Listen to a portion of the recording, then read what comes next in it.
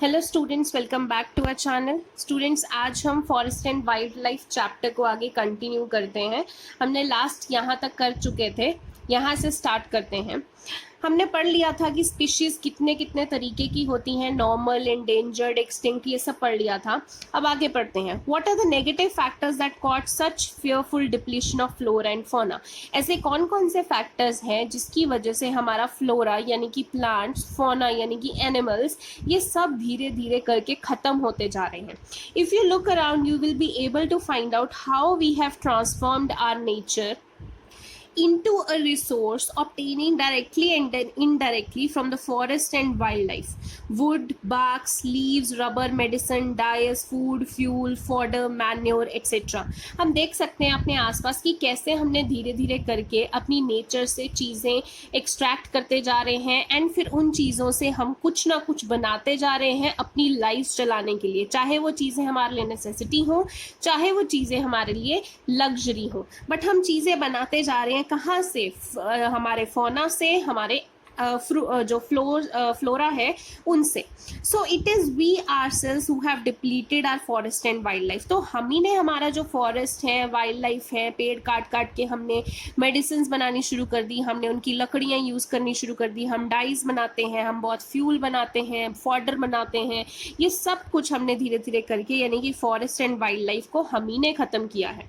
The greatest damage inflicted on Indian forest was during the colonial period due to the expansion of railways, agriculture, commercial and scientific forestry and mining activities.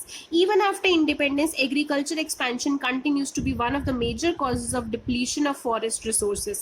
अगर हमें देखा जाए तो सबसे ज़्यादा जो हमारे फॉरेस्ट रिसोर्सेज है वो कब खत्म हुए थे? जब ब्रिटिशर्स हमारे ऊपर रूल कर रहे थे, क्योंकि उन्होंने जंगल काट काट के रेलवे लाइंस बिछा दी, एग्रीकल्चर के लिए कर दिया, कमर्शियल एग्रीकल्चर बना दिया, फॉरेस्ट्री, माइनिंग एक्टिविटी शुरू कर दी। तो इन सब चीज़ों से क्या खत्म हुआ? हमारा जो फॉरेस्ट है वो धीरे धीरे खत्म होने शुरू हो गए। Between 1951 and 80, according to forest survey of India, over 26,200 square kilometre of forest area was converted into agriculture land all over the India. तो देखा जाए तो 1951 से 1980 के बीच में 26,200 स्क्वायर किलोमीटर ऐसा एरिया था जो कि पहले जंगल होते थे, बट उनको अब खेती करने के लिए लैंड में कन्वर्ट कर दिया गया था। Substantial parts of tribal belts, especially in the northeastern and central India, have been deforested or degraded by the shifting cultivation, a type of slash and burn agriculture. So बहुत सारे ऐसे tribal belts थे, ऐसे आदिवासी लोग थे जो कि specially north eastern और सेंट्रल इंडिया में रहते थे, जिनकी वजह से उनका जो कल्टीवेशन है वो ख़राब हो चुका था, जिसको वो झूम कल्टीवेशन बोलते थे, या वो एक तरीके का slash and burn type of agriculture ही होता है। ठीक है, तो हम एक लैंड को जला देते हैं, फिर उसको तब तक छोड़ देते हैं जब तक उसमें न्यूट्रिएंट्स दोबारा रीगेन नहीं होते। तो इस एग्रीकल्चर में वो काम किया करते थे, बट उनका भी एग्रीकल्चर जो है वो छिन चुका था, बिकॉज वो लैंड जो है, वो जंगल वाला जो लैंड है वो उन्होंने कन्वर्ट कर दिया था कमर्शियल एग्रीकल्चर लैंड के लिए। ठीक है, are colonial forest policies to be blamed. अब क्वेश्चन अराइज हो जाता है कि क्या ये सब कुछ करने में जो ब्रिटिशर्स ने फॉरेस्ट की पॉलिसीज बनाई थी, क्या उनकी पॉलिसीज की गलती थी कि ये सब कुछ हुआ? ठीक है, some of our environmental activities से that promotion of few favoured species in many parts of India have been carried out through the ironically termed enrichment plantation, in which a single commercially valuable species was extensively planted and other species eliminated. For instance, teak monoculture has damaged to the natural forest in South India, and char pine plantations in the Himalayas have replaced the Himalayan oak and Rhodian forest. इसका एक cause देखो ये भी हो सकता है कि बहुत सारे इन्वायरमेंटलिस्ट ने सर्वे करने के बाद कहा है कि कई बार ऐसे होता है कि एक पर्टिकुलर स्पीशी, चाहे वो मतलब वो प्लांट की ही स्पीशी है, एक पर्टिकुलर स्पीशी को हम इतना ज़्यादा ग्रो कर देते हैं कि हम बाकी स्पीशीज़ को रिप्लेस कर देते हैं सिर्फ उस एक स्पीशी के। ठीक है, बाकियों पे इतना ध्यान नहीं देते। जैसे कि यहाँ पे एग्जाम्पल दिया हुआ है कि साउथ इंडिया में जो टीक मोनोकल्चर है वो इतना ज़्यादा टीक वुड का शुरू कर दिया प्लांटेशन कि बाकी सारे जो नेचुरल फॉरेस्ट है वो डैमेज कर दिए। हिमालयाज में चर पाइन की प्लांटेशन इतनी ज़्यादा क्वांटिटी में कर दी कि जो हिमालयन ओक ट्रीज थे वो ख़त्म हो गए। तो ये भी एक रीज़न है कि हमारी जो प्लांट की स्पीशीज़ हैं वो धीरे धीरे ख़त्म होती जाती हैं। Large scale development projects have also contributed significantly to the loss of forest. Since 1951 over 5,000 square kilometer of forest was cleared for river valley projects. Clearing of forest is still continuing with the projects like Narmada Sagar project in Madhya Pradesh, which would inundate 40,000 hectares of forest. अब देखो, सिर्फ यही नहीं है कि हम एक plant की स्पीशी को इतना उगा रहे हैं कि बाकियों को हम ध्यान ही नहीं दे रहे हैं। सिर्फ यही रीज़न नहीं है प्लांट की स्पीशीज़ ख़त्म होने का। कई बार हम बड़े बड़े डेवलपमेंट प्रोजेक्ट्स शुरू कर देते हैं जिसकी वजह से जैसे आपके पास 1951 में देखा गया है कि रिवर वैली प्रोजेक्ट बनाने के लिए 5,000 किलोमीटर तक के जंगलों को क्लियर कर दिया गया। तो देखिए कितना नुकसान हुआ है सिर्फ एक रिवर वैली प्रोजेक्ट बनाने के लिए। यही जो जंगल है उनको काटने का प्रोसेस चलता रहता है जब भी कोई नया प्रोजेक्ट आने वाला होता है। जैसे मध्य प्रदेश में नर्मदा सागर प्रोजेक्ट है जिसकी वजह से 40,000 हेक्टेयर्स जो जंगल के हैं वो क्लियर कर दिए गए। तो देखिए कितना नुकसान होता है जब हम बड़े बड़े डेवलपमेंट प्रोजेक्ट्स कंटिन्यू करते हैं। Mining is another example, another factor behind deforestation. जब माइनिंग की एक्टिविटी होती है तो ये भी एक अलग फैक्टर है जब डिफॉरेस्टेशन होता है। The Buksa Tiger Reserve in West Bengal is seriously threatened by the ongoing dolomite mining. It has disturbed the natural habitat of many species and blocked the migration route of several others, including the Great Indian Elephant. अब देखा जाए तो waste Bengal में जो Buxa tiger reserve है, सिर्फ इस reserve को डॉलमाइट की माइनिंग की एक्टिविटीज होने की वजह से इस रिजर्व को बहुत नुकसान हुआ। इनफैक्ट इस रिजर्व में रहने वाले जो जीव जंतु भी हैं उनको भी बहुत नुकसान हुआ क्योंकि वो ज़्यादा इधर उधर नहीं जा पाते थे। स्पेशली जो ग्रेट इंडियन एलिफेंट है ये स्पीशी को बहुत ही ज़्यादा नुकसान हुआ क्योंकि वहाँ पे माइनिंग की एक्टिविटीज़ हो रही थी। ठीक है, तो अभी आप माइंड में अपना रखते जाइए कि क्या क्या चीज़ें हैं जिसकी वजह से फ्लोरा एंड फौना जो है डिप्लीट होता जा रहा है। अभी तक अगर मैं इस पैराग्राफ की बात करूँ तो इसमें क्या बताया था कि हम जो नेचुरल चीज़ें हैं उनको यूज़ कर करके एक्सटेंसिवली यूज़ कर रहे हैं कि उन चीज़ों को एक्सप्लॉइट कर रहे हैं। दूसरा, एक ही प्लांट की स्पीशी को इतना ग्रो करते जाएं कि दूसरी प्लांट की स्पीशी को हम इग्नोर कर दें। तीसरा, बड़े बड़े डेवलपमेंट प्रोजेक्ट्स जो होते हैं उसकी वजह से कितना जो फॉरेस्ट का लैंड है उसे ख़त्म करना पड़ता है ताकि वो डेवलपमेंट प्रोजेक्ट जो है वो कंटिन्यू हो पाए। ठीक है। चौथा, ये जो माइनिंग की एक्टिविटी हम करते हैं इसकी वजह से भी बहुत ज़्यादा नुकसान होता है। Then, many forester and environmentalists hold the view that greatest degrading factors behind the depletion of forest resources are grazing and fuel wood collection. अब चौथा रीज़न क्या हो सकता है, पांचवा रीज़न क्या हो सकता है कि बहुत सारे फॉरेस्ट एंड इन्वायरमेंटलिस्ट ऐसा कहते हैं कि इतने बड़े लेवल पे जो फॉरेस्ट रिसोर्सेज ख़त्म होते जा रहे हैं उनका एक और कॉज है कि ग्रेजिंग एक तो होती है, जो हम गाय भैंसों को ऐसे ही चराने के लिए भेज देते हैं, वो धीरे धीरे जंगलों में वो पेड़ पौधे खाते रहते हैं तो जंगल धीरे धीरे वो भी खत्म हो रहा है। बिकॉज एक ही जगह पे आप ग्रेजिंग कराते जाओगे तो वहाँ पे ग्रीनरी दोबारा उगने के लिए टाइम नहीं मिल पाएगा सॉइल को। फ्यूल वुड कलेक्शन, जंगलों से जो लकड़ें उठा के हम अपने चूल्हे जलाते हैं, गाँव में ऐसे यूज़ करते हैं, इस वजह से भी फॉरेस्ट रिसोर्सेज खत्म होते जा रहे हैं। Though there may be some substance in the argument, yet the fact remains that the substantial part of the fuel for the demand is met by lopping rather than felling entire trees. हालांकि वो कहते हैं कि वो ये argue करते हैं कि फ्यूल वुड कलेक्शन की वजह से जंगल ख़त्म होते जा रहे हैं, बट फ्यूल वुड कलेक्शन इतनी नहीं होती है कि हमारे जंगल इतनी तेज़ी से ख़त्म हो जाए। The forest ecosystems are repositories of some of the country's most valuable forest products, minerals and other resources that meet the demand of rapidly expanding industrial urban economy. जो भी हमारे फॉरेस्ट के जो रिसोर्सेज हैं, जो भी वहाँ से प्रोडक्ट्स मिलते हैं, मिनरल्स मिलते हैं, किसी भी तरीके के रिसोर्सेज मिलते हैं, वो ज़्यादातर हमारी इंडस्ट्रियल अर्बन इकोनॉमी की डिमांड्स को पूरी करने में जाते हैं। These protected areas thus mean different things to different people and therein lies the fertile ground for conflicts. तो अब देखा जाए तो यहाँ पे एक कॉन्फ्लिक्टिंग बात है कि इन्वायरमेंटलिस्ट कहते हैं कि जो गाँव में लोग रहते हैं वो अपने गाय भैंसों को चराने के लिए भेज देते हैं, या गाँव के लोग लकड़ियाँ उठा के ले जाते हैं, काट के ले जाते हैं घर में चूल्हा जलाने के लिए। इस वजह से जो जो फॉरेस्ट रिसोर्सेज हैं वो ख़त्म होते जा रहे हैं। बट दूसरा जो व्यू पॉइंट है वो ये भी है कि जितने भी फॉरेस्ट के चीज़ें हैं, चाहे वो प्रोडक्ट्स हैं, चाहे मिनरल्स हैं या किसी भी तरीके के रिसोर्सेज हैं, वो बेसिकली शहरों में इंडस्ट्रीज़ में यूज़ होते हैं। तो ये दोनों तरफ से एक कॉन्फ्लिक्ट जनरेट हो रहा है। Then is the Himalayan yew in trouble.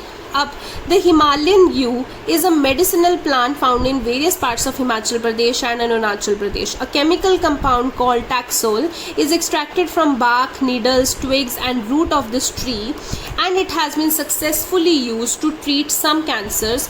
The drug is now biggest selling anti-cancer drug in the world. The species is under great threat due to overexploitation. In the last 1 decade, thousands of yew trees have dried up in the various parts of Himachal Pradesh and Arunachal Pradesh. तो ये भी देखिए example है कि Himalayas में एक you नाम का एक पेड़ होता है। वो पेड़ एक मेडिसिनल ट्री है, उसकी ट्विग से, नीडल से, रूट से हम ऐसा कंपाउंड जनरेट करते हैं जिस कंपाउंड का नाम होता है टैक्सोल।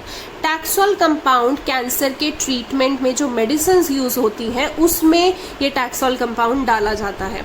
अब इतने ज़्यादा क्वांटिटी में ये टैक्सोल कंपाउंड उस पेड़ से एक्सट्रैक्ट करना शुरू कर दिया, क्योंकि ये कैंसर की ट्रीटमेंट में यूज़ होता है, कि पेड़ जो है वो धीरे धीरे सूखने लग गए हैं। अब ये पेड़ उतनी जल्दी बड़े नहीं होते हैं जितने पहले इनको काट लिया जाता है ताकि इनसे मेडिसिन बनाई जा सके। तो धीरे धीरे करके ये पेड़ ख़त्म होते जा रहे हैं, जो कि हिमाचल प्रदेश और अरुणाचल प्रदेश में होते थे। तो ये हिमालयन यू ट्री जो है ये अब ट्रबल में आ चुका है। तो ये भी एक एग्जाम्पल है, जब आप ज़्यादा जल्दी आप चीज़ों को एक्सप्लॉइट करना शुरू कर दोगे, रिसोर्सेज को यूज़ करना शुरू कर दोगे और इतनी जल्दी वो रिसोर्सेज दोबारा से रीजनरेट नहीं हो सकते हैं, तो ये भी एग्जाम्पल है आपकी डिस्ट्रक्शन का। Then habitat destruction, hunting, poaching, overexploitation, environmental pollution, poisoning, forest fires are the factors which have led to the decline in India's biodiversity. और क्या क्या फैक्टर्स हैं कि अपनी सहूलतें बढ़ाने के लिए जैसे हम डैम्स वगैरह बना देते हैं, उसकी वजह से लोगों का हैबिटेट चले जाता है, उनका लाइफ जो उनका सोर्स होता है एक अर्निंग का वो चला जाता है, क्योंकि एग्रीकल्चर लैंड हम छीन लेते हैं और उसकी जगह पर डैम बना देते हैं, ठीक है। या फिर स्पीशीज़ के हैबिटेट को अगर हम डिस्टर्ब करेंगे, जंगल अगर काट दिए तो स्पीशीज कहाँ पे रहेंगी, ठीक है। हंटिंग हम करना शुरू कर देते हैं, पोचिंग करना शुरू कर देते हैं, ओवर एक्सप्लॉइट करेंगे रिसोर्सेज को, पॉल्यूशन जनरेट करेंगे या जंगलों में आग ज़्यादा लगनी शुरू हो जाएगी। इसकी वजह से हमारी जो बायोडाइवर्सिटी है वो ख़राब हो रही है। Other important causes of environmental destruction, unequal access, equitable consumption of resources, differential share of responsibility for environmental wellbeing, overpopulation in third world countries is often cited as the cause of environmental degradation. However, an average American consumes 40 times more resource than average Somalian. Similarly, the richest 5% of Indian society probably cause more ecological damage because of the amount they consume. देखिए जो ये सारी की सारी information है ये basically आपको इतनी डिटेल में आपके पेपर्स के लिए ज़रूरत नहीं होगी, ये जस्ट मैं अभी बता रही हूँ। बट जो आपके असाइनमेंट में दूंगी क्वेश्चंस जिस फॉर्म में होंगे वो आप अच्छे से लर्न कर लीजिए। यहाँ पे जो डिटेल में बताया हुआ है इतनी डिटेल में आपको लर्न करने की ज़रूरत नहीं है। अगर आपको ये ऐसा लग रहा है कि बहुत सारे फैक्ट्स हो रहे हैं, हम इतने फैक्ट्स नहीं लर्न कर सकते हैं, तो चिंता करने की बात नहीं है, कोई इतना मुश्किल नहीं है। ये नहीं भी लर्न करेंगे तो चलेगा, आपको जो मैं असाइनमेंट दूंगी आप बस वो वाले लर्न कर लीजिए तो हो जाएगा। यहाँ पे बेसिकली इस पैराग्राफ में बता रखा है कि क्या क्या और फैक्टर्स भी हो सकते हैं जो कि डिक्लाइन लेके आ सकते हैं हमारी इंडियन बायोडाइवर्सिटी में, ठीक है। अब आप एक चीज़ देख लीजिए कि आपके इसके अगले वाला जो पेज है ये सारा का सारा पेज आपके पास जो है ये वाले फैक्ट्स का है, या आप नहीं भी पढ़ेंगे तो भी चलेगा। इसके बाद जो आपके पास है conservation of forest and wild life in India, ये जो आपका पेज है ये भी आप नहीं भी पढ़ेंगे तो चलेगा, बिकॉज ये इतना इम्पोर्टेंट नहीं है जो आपके पेपर में आता है।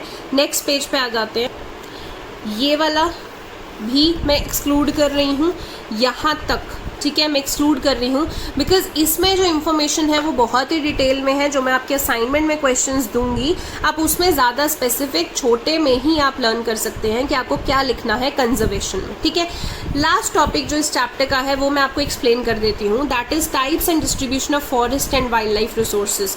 जो forest and wildlife resources हैं वो कैसे कैसे डिस्ट्रीब्यूटेड होते हैं, क्या क्या उनकी टाइप्स हैं। Even if we want to conserve our vast forest and wildlife resources, it is rather difficult to manage, control and regulate them.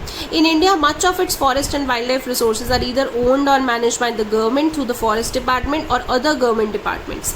हमारे इंडिया में अगर हम जंगलों को, वाइल्ड लाइफ रिसोर्सेज को बचाने की कोशिश करें तो बहुत ही डिफिकल्ट है ये करना, क्योंकि इंडिया में ज़्यादातर ये चीज़ें जो है वो गवर्नमेंट ही कंट्रोल करती है। तो जब तक गवर्नमेंट कोई एक्शन नहीं लेगी आप उसमें इंटरवीन नहीं कर सकते हो। तो फॉरेस्ट जो है वो बेसिकली कैसे हम क्लासीफाई करते हैं, तो आपने टाइप्स ये लर्न रख लेनी है।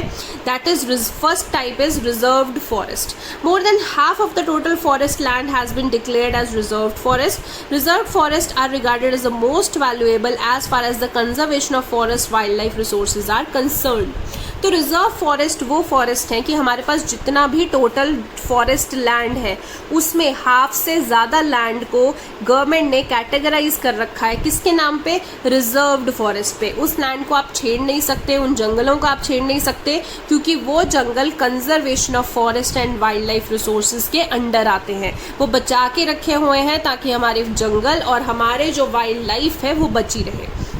Then is protected forest. Almost 1/3 of the total forest area is protected forest as declared by forest department. This forest land are protected from any further depletion. 1/3, देखिए हाफ से ज़्यादा को तो रिजर्व्ड बोल दिया, 1/3 एरिया ऐसा है पूरे फॉरेस्ट एरिया का जिसको प्रोटेक्टेड फॉरेस्ट बोला गया है। किसने? फॉरेस्ट डिपार्टमेंट ने बोला हुआ है। ये इसको इसलिए प्रोटेक्ट करके रखा हुआ है ताकि ये जितनी पहले रेट पे ख़त्म होता जा रहा था अब वो और ख़त्म ना हो, इसलिए इस लैंड को प्रोटेक्ट करके रखा हुआ है। थर्ड है आपके पास unclassed forest. There are other forest and wasteland belonging to both government and private individuals and communities. Unclassed forest का मतलब है कि इनको कहीं कैटेगराइज ही नहीं किया गया।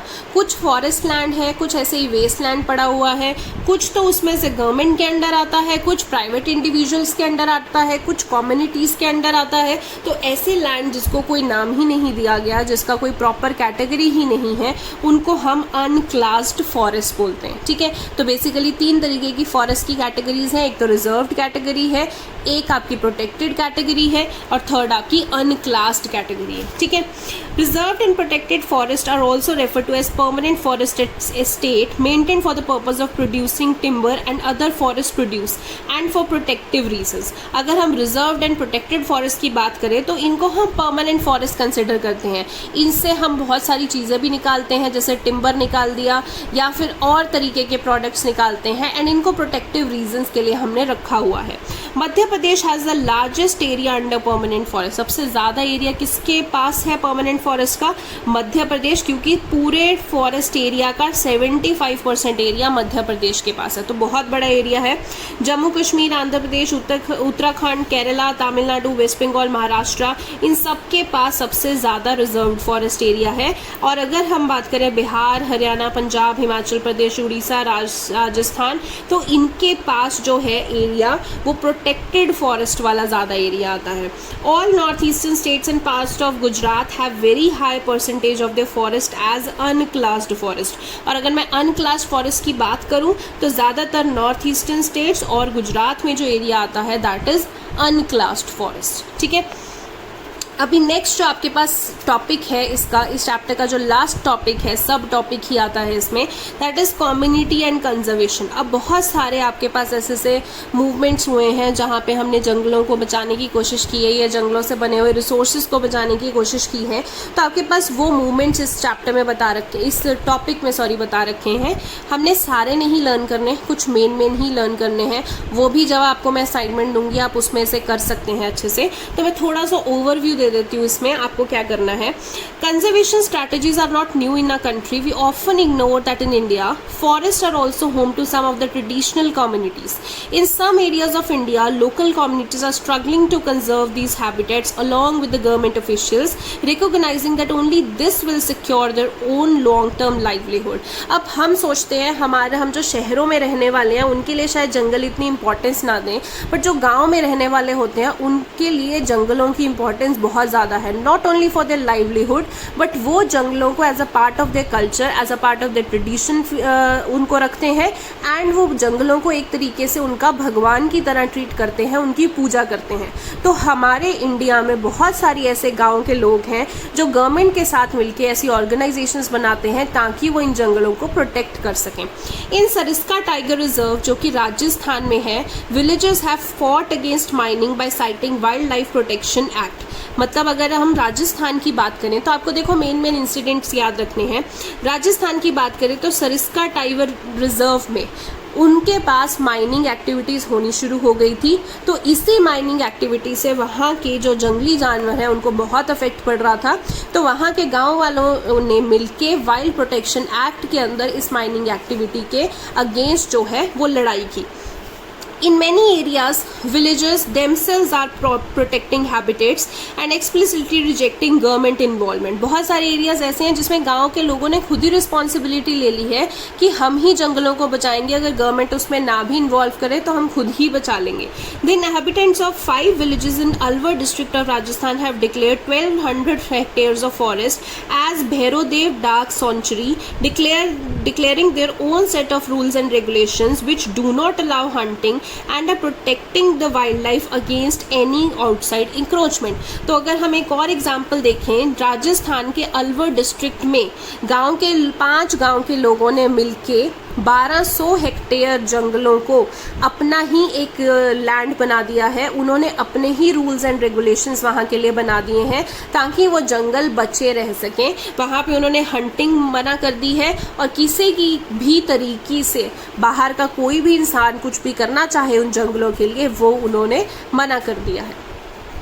The famous Chipko movement in the Himalayas has not only successfully resisted deforestation in several areas but has also shown that the community afforestation with indigenous species can be enormously successful। अब आपको ये चिपको movement के बारे में पता नहीं होगा। ये चिपको मूवमेंट जो है वो स्टार्ट की गई थी गाँव के लोगों ने जंगलों को बचाने के लिए। जब गवर्नमेंट आई जंगलों को काटने के लिए तो गाँव के लोगों ने एक इंसान ने एक ट्री को पूरे अच्छे से हग कर लिया, पूरे अच्छे से चिपक गए। तो उसको उन्होंने इस तरीके से प्रिटेंड किया कि अगर आपको ये पेड़ काटना है तो पहले आपको हमें मारना पड़ेगा। तो हर एक इंसान ने ट्री को अच्छे से हग कर लिया ताकि वो बचा सके पेड़ों को कटने से। इसीलिए इस मूवमेंट का नाम चिपको मूवमेंट बोला गया। थोड़ा सा फनी है बट लिटरली वो हर एक ट्री को चिपक गए थे ताकि गवर्नमेंट उनको काट ना सके। तो वहाँ से हिमालयाज़ में ये चिपको मूवमेंट फेमस हो गई। इसी मूवमेंट की वजह से बहुत सारे ट्रीज जो है वो कटने से बच गए। Attempts to revive the traditional conservative methods or developing new methods of ecological farming are now widespread. Farmers and citizen groups like the Beej Bachao Andolan in Teri and Navdanya have shown the adequate levels of diversified crop production without the use of synthetic chemicals are possible and economically viable। अब आपको एक चिपको movement के बारे में पता होना चाहिए। ये दो मूवमेंट्स इतनी पेपर में नहीं आती हैं। एक बीज बचाओ आंदोलन चल रहा था जो कि टिहरी जो कि उत्तराखंड में आता है एंड नवदन्या, ये ऐसी टेक्निक्स थी जिसकी वजह से क्रॉप प्रोडक्शन हम बहुत तरीक़े से कर सकते हैं। और गांव के लोगों ने ये जब मूवमेंट शुरू की तो उनका मेन मोटिव ये था लोगों को बताने का कि अगर हम सिंथेटिक केमिकल्स नहीं भी यूज़ करेंगे स्टिल हम बहुत अच्छी क्रॉप जो है वो प्रोड्यूस कर सकते हैं। In India joint forest management जिसको हम बोलते हैं JFM program furnishes a good example for involving local communities in the management and restoration of degraded forest. The program has been in formal existence since 1988 when the state of Odisha passed the first resolution for joint forest management. JFM depends on the formation of local institutions that undertake protection activities mostly on the degraded forest land managed by the forest department. In return, the members of these communities are entitled to intermediary benefits like non-timber forest produces and share in the timber harvest by successful protection।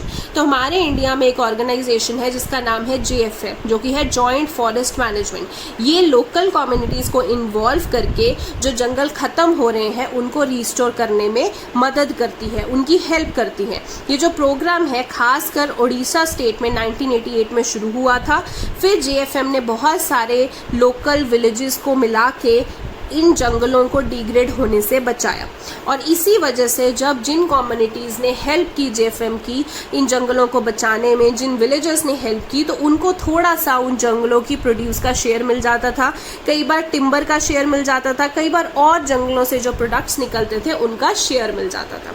The clear lesson from the dynamics of both environmental destruction and reconstruction in India is that local communities everywhere have to be involved in some kind of natural resource management, but there is still a long way to go before local communities are at the center stage in decision making.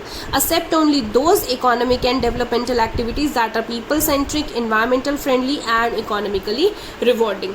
अब देखो हमने इतना सारा चीज़ें discuss कर ली इस chapter में कि कैसे जंगलों को बचाया जा सकता है, क्या क्या हेल्प हो सकती है, बट ये हेल्प जो है वो हमें इसी तरीके से करनी है कि वो हेल्प लोगों के इंटरेस्ट के हिसाब से हो, इन्वायरमेंट के इंटरेस्ट के हिसाब से हो। ऐसी हेल्प ना हो कि ट्रीज तो बच रहे हैं बट कहीं ना कहीं से कुछ और इन्वायरमेंट को नुकसान हो रहा है, प्लस इकोनॉमिकली भी उस हेल्प से फ़ायदा होना चाहिए, लोगों का इकोनॉमिकली भी नुकसान नहीं होना चाहिए। ठीक है, so this was your chapter students. बहुत सारा इसमें मैंने आपको जो कंटेंट है बीच में वो मैंने छुड़वा भी दिया है, तो ये मत सोचिए कि वो क्यों छुड़वाया है, वो बेसिकली उसको आप पढ़ेंगे भी तो इतना डिटेल में कुछ आना नहीं है। तो जो मैं आपकी असाइनमेंट दूंगी आपने उसी के हिसाब से क्वेश्चंस लर्न करने हैं। और ये जो आपका चैप्टर है इसको अच्छे से आई थिंक आपको ओवरव्यू मिल गया होगा कि क्या इंक्लूडेड है। पेपर में ये हार्डली भी 3 to 4 मार्क्स में आएगा ये चैप्टर, तो उतने भी क्वेश्चंस लर्न करेंगे जितने मैं आपको दूंगी तो वो इनफ है। ठीक है, आज के लेक्चर में इतना ही students, thank you so much.